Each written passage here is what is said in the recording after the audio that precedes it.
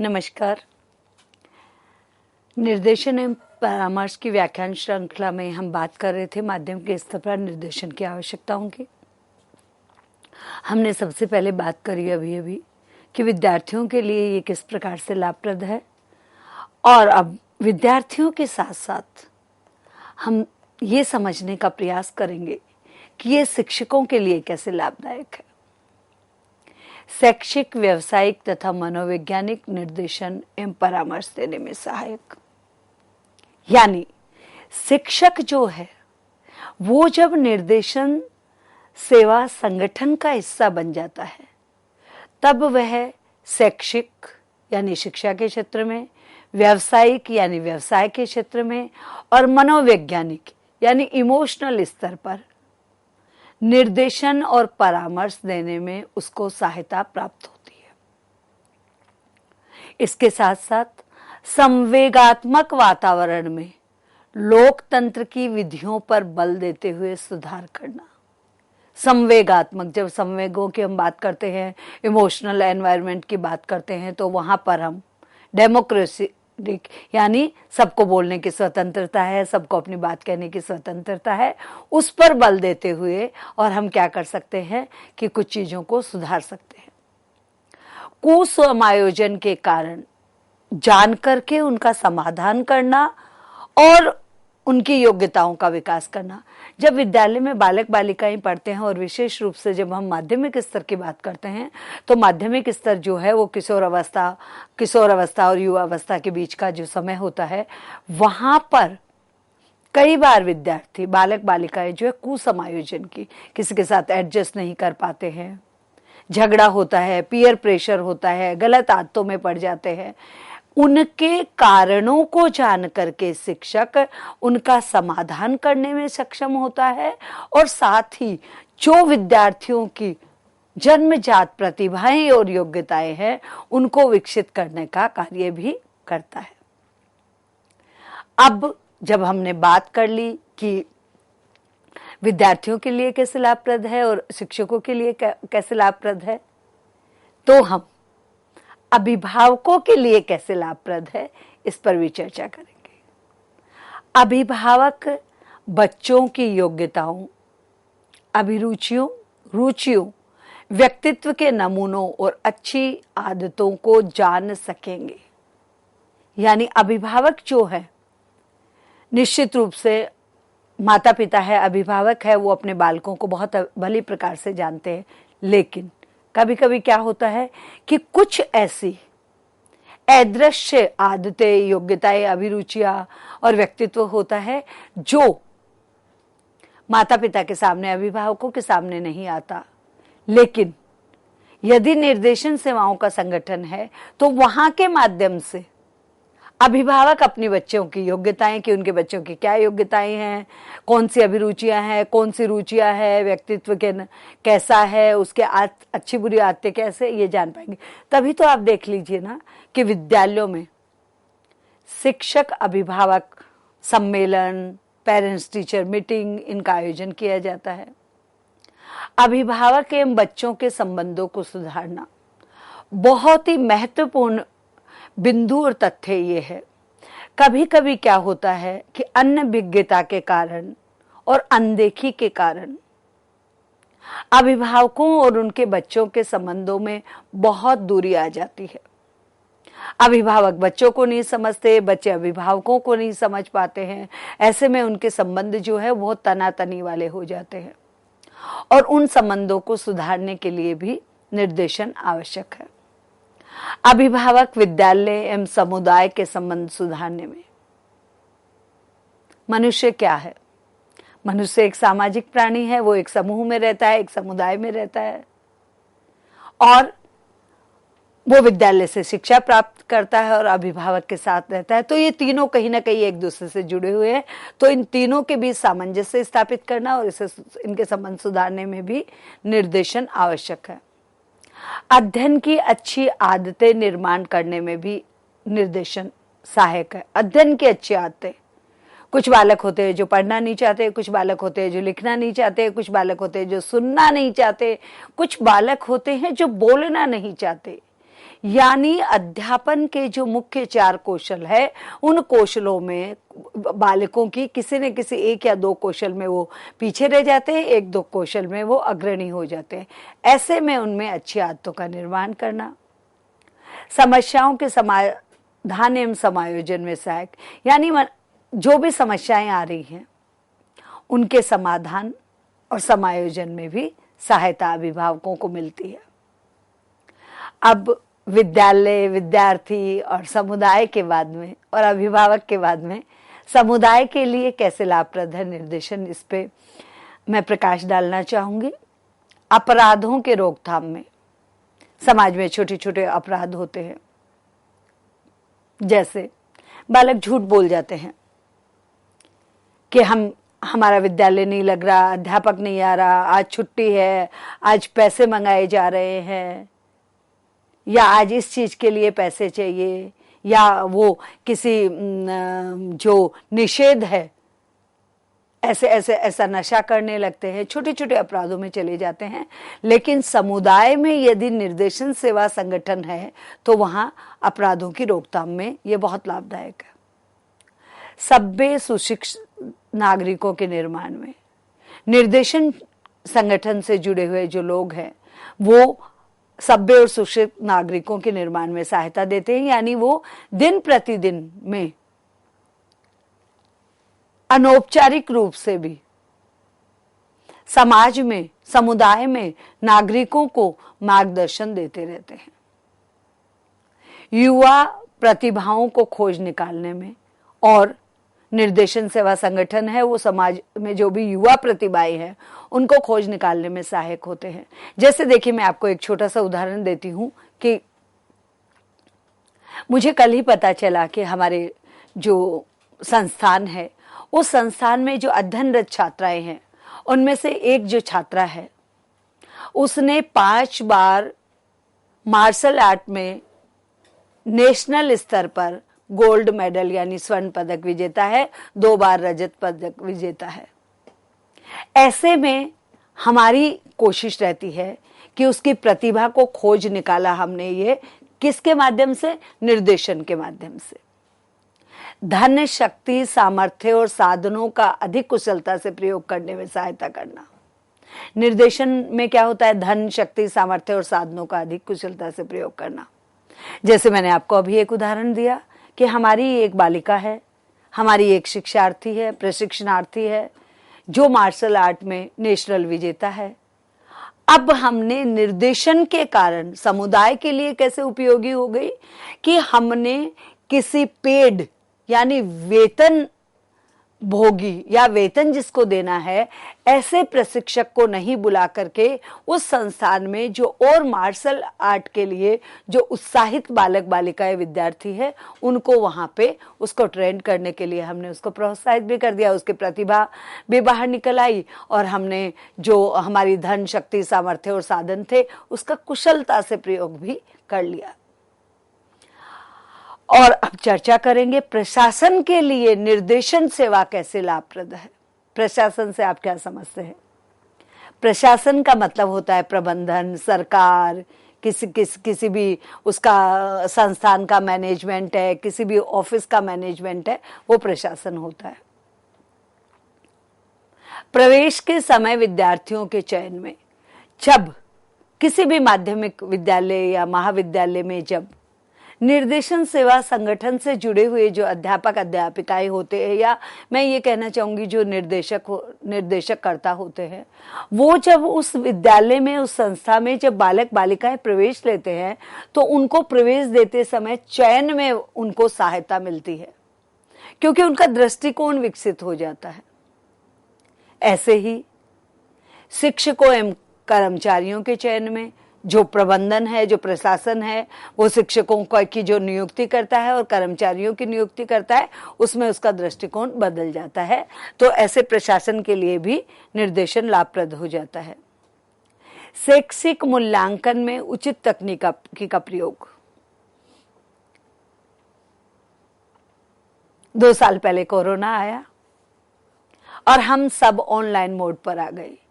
अब online mode पे जब हमारा मूल्यांकन किया गया था तो उस समय तकनीकी प्रयोग था। ऐसे ही पदोन्नति की नीति में 10 सामग्री का प्रयोग करना। पदोन्नति, जब किसी का प्रमोशन होता है, कोई आगे कक्षा में, या तो पदोन्नति क्या होती है, कक्षा स्तर पर पदोन्नति होती है, 8वीं से 9वीं में, 9 से 10, 10 से 11, 11 से 12 और 12 से कॉलेज। ऐसे ही जो कर्मचारी है उनकी भी पदोन्नति होती है। उन नीतियों में दत्त सामग्री के प्रयोग में, यानी उनसे जो डॉक्यूमेंट्स जो भरवाए जाते हैं या करवाए जाते हैं, उसमें भी निर्देशन की आवश्यकता होती है। प्रभावशाली संचित रिकॉर्ड रखने में, यानी रिकॉर्ड यानी सारा, एक एक विद्यार्थी का, एक एक कर्मचारी का, एक एक सहकर्मी का, सबका जो प्रभावशाली रिकॉर्ड है उसको मेंटेन करने में भी निर्देशन आवश्यक है। विद्यालय के कमजोर क्षेत्रों में सुधार करना। अब कमजोर क्षेत्र कौन से हो सकते हैं? मान लीजिए हो सकता है कि कमजोर क्षेत्र हमारा हो गया लाइब्रेरी में आवश्यकता के अनुसार पुस्तकें, जनरल या न्यूज़पेपर नहीं होना, प्रयोगशाला में कोई जो है इंस्ट्रूमेंट कम होना, संगीत शाला में किसी इंस्ट्रूमेंट की कमी होना, हमारे जो है खेल के लिए कोई भी संसाधनों की कमी होना, आवागमन के लिए हमारा जो यातायात के साधन है उनकी कमी होना। तो ये विद्यालय में जो कमजोर क्षेत्र है, या रिसर्च नहीं हो रहा है विद्यालय में, फील्ड विजिट नहीं हो रही है विद्यालय में, नैतिक शिक्षा नहीं दी जा रही है विद्यालय में, तो इनमें भी निर्देशन की आवश्यकता होती है। रोजगार दिलाने की योजनाएं अनुवर्तन में, यानी प्रशासन के लिए भी यह है कि रोजगार दिलाने, यानी प्रशासन भी जब अन्य किसी संस्थान में, समुदाय में, विद्यालय में, महाविद्यालय में, कंपनी में, कहीं भी जब रोजगार के अवसर मिलते हैं तो उसमें भी निर्देशन बहुत सहायता देता है, और अनुवर्तन में तो, फॉलोअप में तो है ही।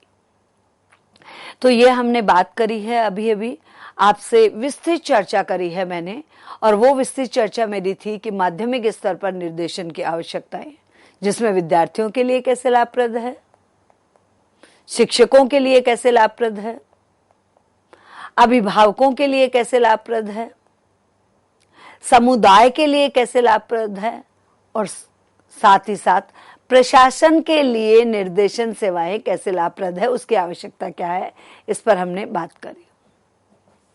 अब हम बात करेंगे माध्यमिक स्तर, यानी जो माध्यमिक स्तर, तो मैं इसे नहीं कहना चाहूंगी, उच्च माध्यमिक स्तर, यानी कक्षा 11 और 12 में निर्देशन कार्यक्रम कैसे किया जाता है और क्या है। सबसे पहले आता है अभिमुखीकरण संभाषण। बहुत भारी भरकम शब्द लग रहा होगा आपको। अभिमुखीकरण संभाषण, संभाषण का मतलब होता है यानी आपस में बातचीत करना। विभिन्न पाठ्यक्रमों और जीवन से संबंधित व्यवसाय के चयन हेतु विद्यार्थियों को अभिमुखीकरण संभाषण दिया जाना चाहिए। इंग्लिश में, यदि अंग्रेजी में मैं आपको समझाऊं तो इसका मतलब होता है ओरिएंटेशन करना, ओरिएंटेशन प्रोग्राम करना, यानी सूचनाओं को देना और विचारों का आदान प्रदान करना, ये होता है अभिमुखीकरण संभाषण। फिर क्रियाकलाप, निर्देशन से संबंध पाठ्येतर क्रियाकलापों का संगठन किया जाना चाहिए। जैसे शैक्षिक आता है, केवल पाठ्यक्रम को पढ़ाना, सहगामी क्रियाएं तक ही नहीं रह जाता है। क्रियाकलाप का मतलब है कि निर्देशन से संबंधित जो पाठ्यक्रम के अलावा जो क्रियाकलाप है, अब उसमें क्या हो सकता है, शैक्षिक यात्राएं भी हो सकती है। दत्त संचय, विद्यार्थियों से संबंधित सूचनाओं का संकलन। विद्यार्थी जब विद्यालय में प्रवेश लेता है, नामांकित होता है, तब उसके विभिन्न प्रकार के, उसका आयु प्रमाण पत्र, उसका मेडिकल सर्टिफिकेट, उसका कैरेक्टर सर्टिफिकेट, उसकी पहले की मार्कशीट, उसके डॉक्यूमेंट्स, ये सारे जमा होते हैं। तो वो जो विद्यार्थियों के जो आंकड़े हैं, उनका दत्त संचय है, उसका संकलन किया जाना भी आवश्यक है। अभिभावक शिक्षक सम्मेलन, अभी मैंने पहले भी आपसे बात करी है। विद्यार्थियों के माता पिता एवं अभिभावकों के साथ वार्तालाप तथा चर्या की व्यवस्था की जानी चाहिए। निर्देशन के अभाव से बालकों के विचारों एवं योजनाओं का आदान प्रदान नहीं हो रहा जो करना चाहिए। अभिभावक शिक्षक सम्मेलन, यानी विद्यालय में समय समय पर माता पिता अभिभावकों को बुलाया जाए, उनसे चर्चा की जाए, उनको बताया जाए कि उनके बच्चों की के कमजोर पक्ष कौन सा है, मजबूत पक्ष कौन सा है, किस प्रकार से अध्ययन अध्यापन चल रहा है, ये सब होना चाहिए। फिर आता है परामर्श। निर्देशन सामान्य और सामूहिक रूप से दिया जाता है। विद्यालयों में शिक्षकों द्वारा विभिन्न उद्देश्यों के साथ दिए गए निर्देशन में स्पष्ट होता है कि किस विद्यार्थी को किस क्षेत्र में निर्देशन की आवश्यकता है। निर्देशन के कार्यक्रम कैसे होने चाहिए। एनसीईआरटी की रिपोर्ट 1975 के अनुसार कहा गया है कि निर्देशन सेवा में निर्देशनकर्ता सबसे पहले विद्यार्थी को पाठ्यक्रम के चयन में सहयोग करे, यानी वो पाठ्यक्रम का चुनाव कैसे करेगा इसमें वो सहयोग करे। उसके बाद जब पाठ्यक्रम हो गया, जब उसने अपना विषय, अपनी रुचि का विषय पढ़ लिया, तो व्यवसाय का चयन, यानी उस शिक्षा को प्राप्त करके, डिग्री को प्राप्त करके वो बालक या बालिका किस व्यवसाय में प्रवेश करना चाहते हैं, ये निर्देशन कार्यकर्ता या निर्देशन संगठन सेवा का दायित्व है। यानी ये उनके कार्यक्रम है कि पहला पाठ्यक्रमों का चयन और दूसरा व्यवसायों की जानकारी। फिर सम्मेलनों की तैयारी। आप देखते हैं कि प्राचीन काल में भी और मध्य काल में भी और अब आधुनिक काल में भी विद्यालयों में, विश्वविद्यालयों में, महाविद्यालयों में और सरकार के स्तर पर और संस्थाओं के स्तर पर बड़े बड़े सम्मेलन होते हैं। उन सम्मेलनों में विद्यार्थी किस प्रकार से श्रोता और वक्ता की भूमिका में जाएगा, उसे कैसे तैयारी करनी है, उसका प्रेजेंटेशन कैसा होगा, इसके लिए भी तैयार किया जाना चाहिए। यथार्थवादी संकल्पना का विकास। ऐसा नहीं है कि कोई बालक आपके पास आया, हाइपोथेटिकली बात कर रहे हैं, आप निर्देशन, आप शिक्षक, आप पढ़ा भी रहे, आप निर्देशन भी कर सकते हैं और आपने उसको हाइपोथेटिकली यानी ऊपर ऊपर से बता दिया। ऐसा नहीं। यथार्थवादी संकल्पना का विकास, यानी जो वास्तविकता है उसकी संकल्पना का विकास, ना कि झूठे वादों का विकास किया जाना चाहिए। प्रतिभा को पहचानना, मैंने अभी आपको बताया भी है कि किस प्रकार से उस बालक की प्रतिभा को पहचाना जा सकता है, उसकी बुद्धि लब्धि कैसी है, उसकी मानसिक आयु कैसी है, उसकी रुचि अरुचि कैसी है, ये सब जानना बहुत जरूरी है। प्रतिभाशाली विद्यार्थियों के लिए अलग अवसर प्रदान करना, यानी कुछ बालक जीनियस होते हैं, बहुत ही प्रतिभाशाली होते हैं, वो अध्यापक जो पढ़ाता है वो पहले से पढ़ के आते हैं, उन्हें आता होता है। तो ऐसे में उन बालक बालिकाओं के लिए हमें क्या करना होगा, उनके लिए हमें अतिरिक्त सहायता केंद्र की स्थापना करनी होगी। प्रतिभाशाली विद्यार्थियों के लिए कार्यक्रम का जो आयोजन है वो किसका कार्य होगा। प्रतिभाशाली विद्यार्थियों के लिए कार्यक्रम का आयोजन, मान लीजिए कि मेरे विद्यालय में काफी प्रतिभाशाली विद्यार्थी है, तो उनके लिए मैं क्या विशेष कार्यक्रम करवा रही हूं, किसका आयोजन कर रही हूं, यह भी देखना होगा। मंदबुद्धि विद्यार्थियों के लिए कार्यक्रम, अब देखिए कुछ मंदबुद्धि होते हैं, कुछ औसत होते हैं और कुछ जीनियस होते हैं। हम सबको उनके इस तरह अनुकूल यदि प्रशिक्षण देंगे, हम यदि प्रशिक्षण देने के साथ साथ हम देखेंगे कि वो किस प्रकार से जो है वो कार्यक्रम चलाता है, तो ये हमें करना होगा। समायोजन संबंधी समस्याओं के लिए कार्यक्रम और कर्मचारी के बच्चों के लिए भी कार्यक्रम होना चाहिए। तो ये आपको माध्यमिक स्तर पर किस प्रकार से, माध्यमिक स्तर पर एनसीईआरटी की रिपोर्ट 1975 के अनुसार मैंने आपसे ये चर्चा करी है। मैं जानती हूं कि आप सब इन सब चीजों को लेकर के अवेयर है, फिर भी आप इस लेक्चर के माध्यम से, इस व्याख्यान के माध्यम से इसे और विस्तार से, खुले मन से और आप इसे समझने की, सोचने की और मानने की का प्रयास करें। ये हमारा जो विद्यालय का है, इसमें जब हम आगे बढ़ेंगे तो हमारा आएगा माध्यमिक विद्यालय में निर्देशन सेवाओं के कार्यक्रमों की रूपरेखा। अब माध्यमिक सेवाओं विद्यालय में निर्देशन कार्यक्रमों की रूपरेखा में सबसे पहले आता है कत्ते संकलन सेवा। हिंदी का शब्द है और आपके लिए निश्चित रूप से कत्ते संकलन एक चुनौती वाला शब्द होगा, इसलिए मैं इसको स्पष्ट कर देती हूं। कत्ते का मतलब भी होता है आंकड़ों का संकलन। जब हम निर्देशन सेवाओं के कार्यक्रम चलाते हैं तो वहां आंकड़ों का संकलन भी करना होता है। व्यावसायिक सूचना केंद्र और क्या, कौन से कार्यक्रम? व्यावसायिक सूचना केंद्र की स्थापना कर देना, जहां पे कोई भी बालक बालिका या विद्यार्थी आकर के एक निश्चित समय पर व्यावसायिक सूचना प्राप्त कर सके। इसीलिए मैंने यहां पे लिखा है ऑक्युपेशनल इंफॉर्मेशन,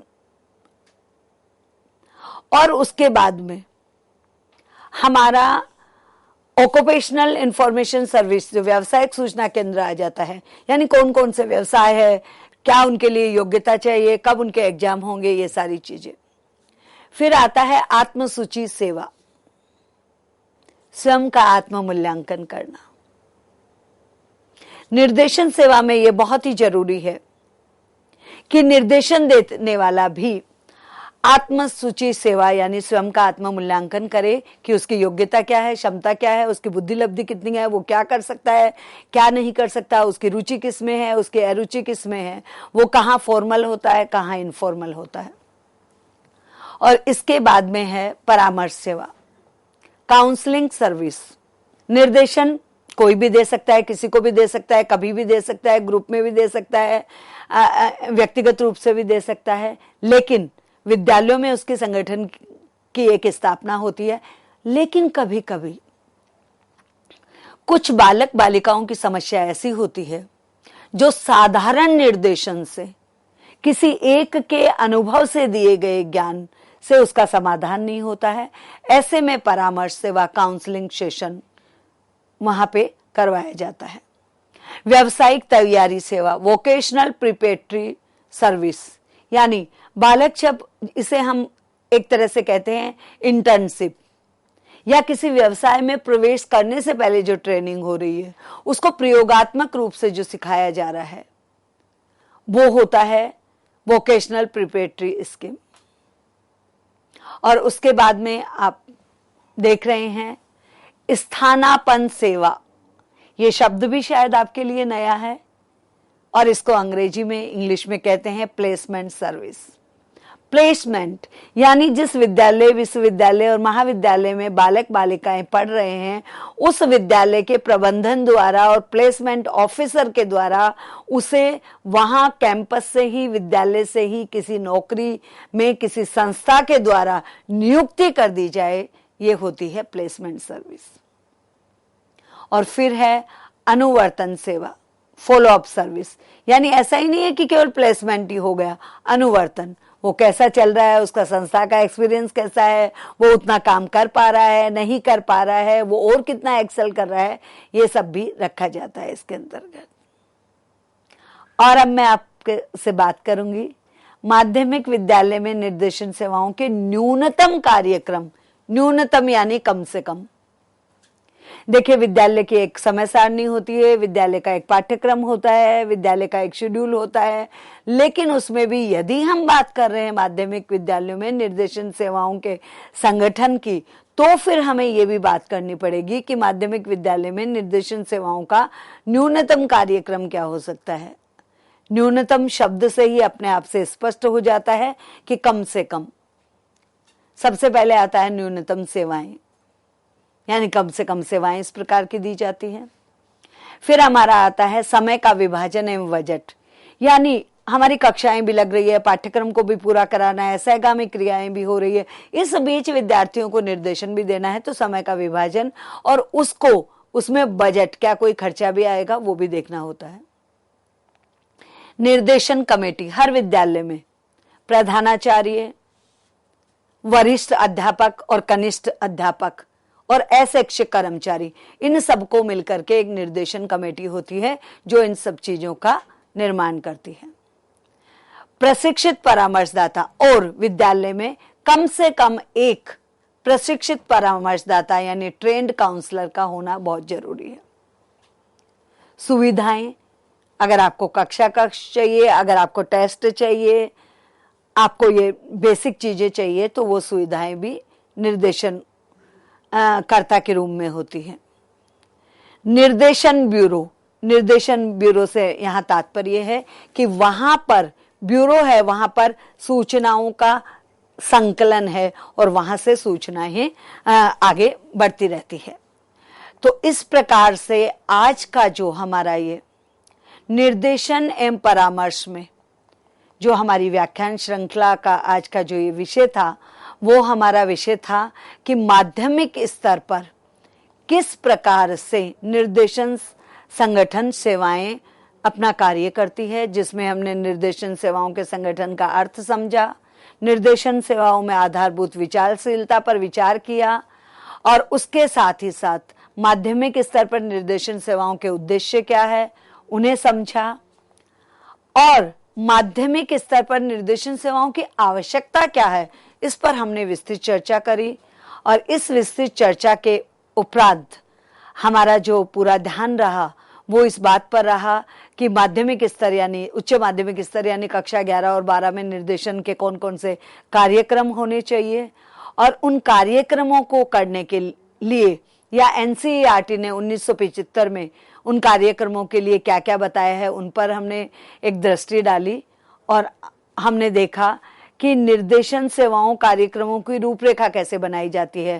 पहले आंकड़ों का संकलन, फिर व्यावसायिक सूचना केंद्र, फिर स्वयं का आत्म मूल्यांकन, फिर परामर्श सेवा, फिर व्यावसायिक तैयारी करी जाती है और फिर प्लेसमेंट और प्लेसमेंट के बाद फॉलोअप और अंत में हमने बात करी है कि विद्यालय यानी माध्यमिक विद्यालय में निर्देशन सेवाओं की न्यूनतम कार्यक्रम कैसे हो सकते हैं। तो उसमें न्यूनतम सेवाएं, समय का विभाजन, बजट, निर्देशन कमेटी, प्रशिक्षित परामर्शदाता और सुविधाएं और निर्देशन ब्यूरो होती हैं। तो इस प्रकार से आज के इस हमने व्याख्यान में माध्यमिक विद्यालयों में निर्देशन सेवाओं के संगठन पर विस्तृत चर्चा करी और मैं अपेक्षा रखती हूँ कि आप इसे भली भांति आत्मसात कर पा रहे हैं। नमस्कार, धन्यवाद।